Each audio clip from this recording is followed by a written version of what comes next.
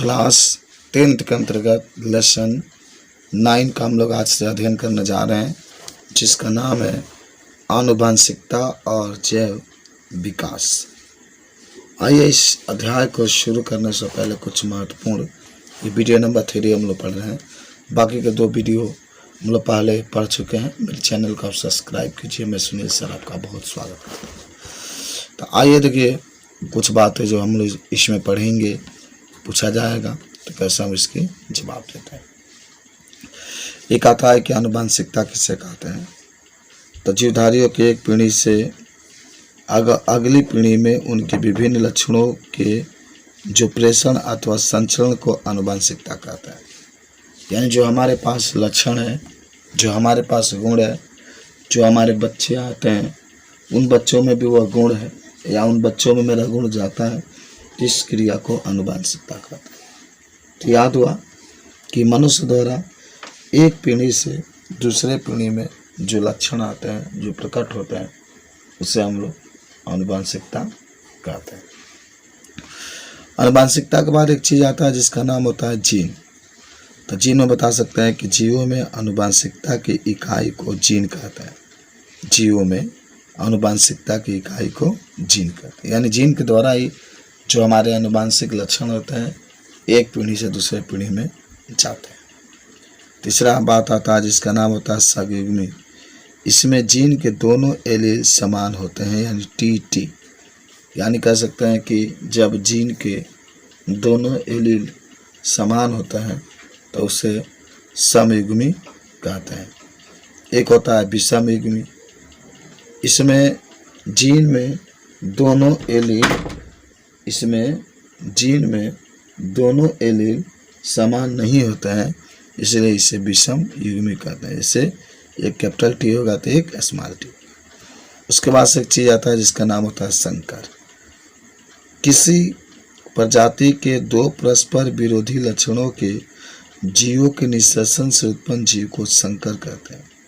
किसी प्रजाति के 2 परस्पर विरोधी लक्षणों के जीवों के निःश्लेषण से उत्पन्न जीव को संकर कहते हैं। उसके बाद होता है एलील।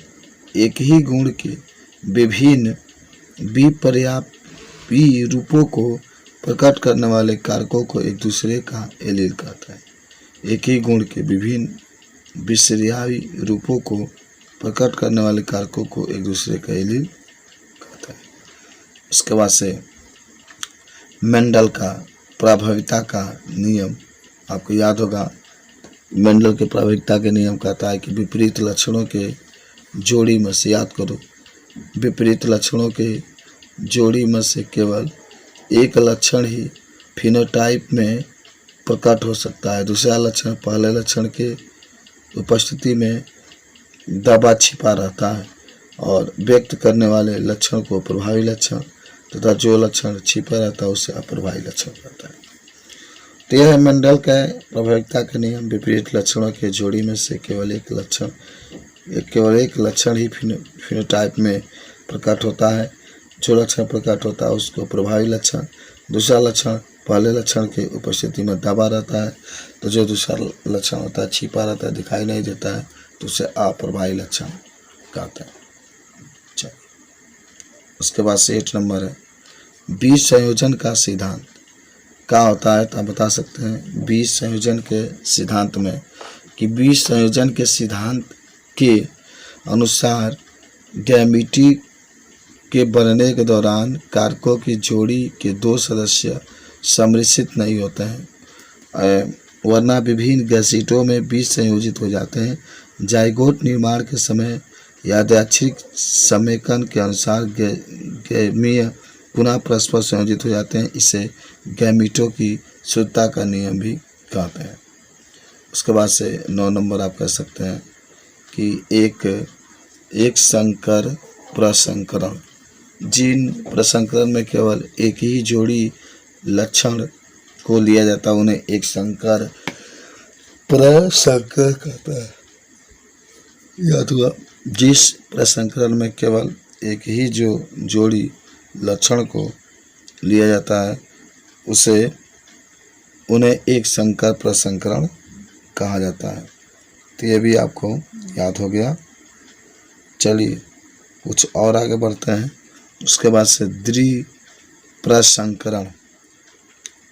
तो द्विप्रसंकरण में भी आप बता सकते हैं कि क्या होता है, अगर पूछा जाता है तो आप कह सकते हैं कि इस प्रकार के संकरण में दो जोड़ी विपरीत लक्षणों वाले पौधों में प्रसंकरण कराया जाता है। एक संकरण में जिसमें केवल एक ही जोड़ी लक्षण वाले का संकरण कराया जाता है, और द्वितीय संकरण में दो जोड़ी विपरीत संकरण वाले लक्षणों के बीच में संकरण कराया जाता है। तो ये बता सकते हैं आप। उसके बाद से नेक्स्ट पर चलते हैं हम लोग। द्विसंकरण क्रॉस के बाद एक चीज़ आता है जिसका नाम होता है जैव विकास।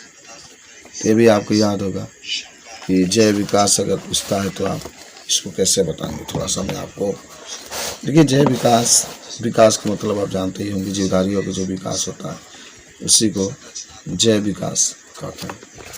आइए देख लेते हैं इसको। तो कह सकते हैं कि सरल जीवों में सम्मिश्र जो आपके सरल जीवों में सम्मिश्र प्रकार के जीवी के विकास को जैव विकास कहते हैं। तो सरल जीवों के जितना विकास होता है उसी को हम लोग जैव विकास कहते हैं। अगर ये कोई पूछता है तो आप इस चीज़ को बता सकते हैं। चलिए उसके बाद से समयुग्मनज। याद करो, जब युग्मनज में किसी लक्षण के दोनों कारक एक ही प्रकार के हों तो उसे युग्मनज या समयुग्मनज कहते हैं। ये भी आप पढ़े थे। जब युग्मनज में किसी लक्षण के दोनों कारक एक ही प्रकार के हों तो उन्हें समयुग्मनज कहते हैं। अब आते हैं विषम युग्मनज। जब युग्मनज में किसी लक्षण के दोनों कारक एक दूसरे से भिन्न रूप में हो तो वैसे युग्मनज विषम युग्मन कहलाता है। तो समझ गए नो। तो एक बात होता है सम युग्मन। तो सम युग्मन में किसी लक्षण के जो कारक होते हैं वह एक ही प्रकार के होते हैं, जबकि विषम युग्मन में किसी लक्षण के जो कारक होते हैं वह अलग अलग प्रकार के होते हैं। तो जब अलग अलग प्रकार के होंगे लक्षण तो उसको हम लोग विषम युग्मन कहेंगे, और जब समान होंगे तो उसे हम लोग सम युग्मनज कहेंगे। ये बातें भी पूछी जाती है। विषम के बाद एक होता है फिनोटाइप। किसी जीवधारी के बाह्य संरचना के वर्णन फिनोटाइप कहलाता है। तो याद हुआ, फिनोटाइप जब भी कहेगा ना तो किसी भी जीव के जो बाहरी लक्षण होते हैं उससे हम लोग फिनोटाइप कहते हैं। मत भूलो, किसी भी जीवधारी के जो बाहरी लक्षण होते हैं उसके बाहरी लक्षण के हम लोग फिनोटाइप कहते हैं। एक होता है जीनोटाइप। देखिए कह सकते हैं इसके विपरीत जीवधारी कोशिकाओं के अनुवांशिक संरचना था उसकी कोशिकाओं में उपस्थित जीन का वर्णन जीनोटाइप का। जीनोटाइप का मतलब जो कोशिकाएं होती है उन कोशिकाओं का वर्णन जब हम लोग जीन के आधार पर करते हैं तो उसे जीनोटाइप कहते हैं। यह भी आप बता सकते हैं। तो जीनोटाइप के बारे में भी पूछेगा तो जब जीनों की संरचना के बारे में हम लोग वर्णन करते हैं तो उन्हें जीनोटाइप कहते हैं। कभी मत भूलिएगा इसको। तो उन्हें हम लोग जीनोटाइप कहेंगे। कब?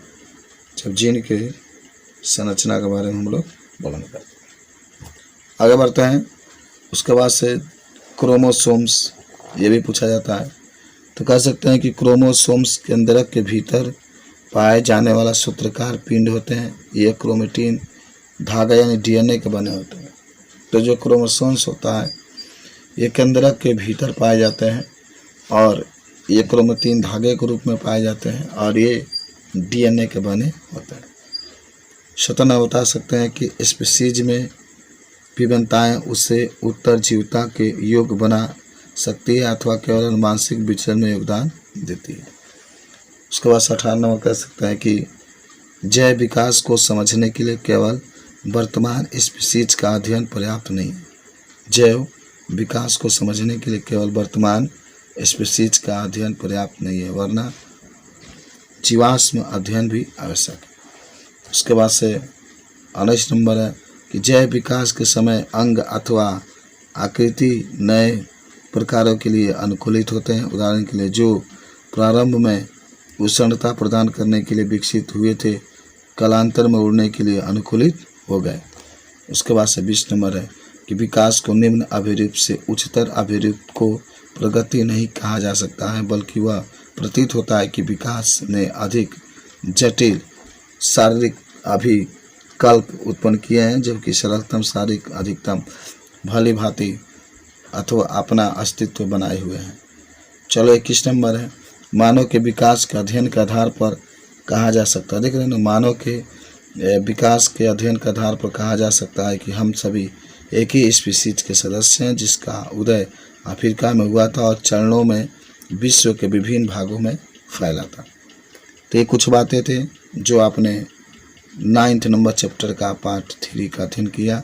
अब नेक्स्ट पार्ट में करेंगे। धन्यवाद।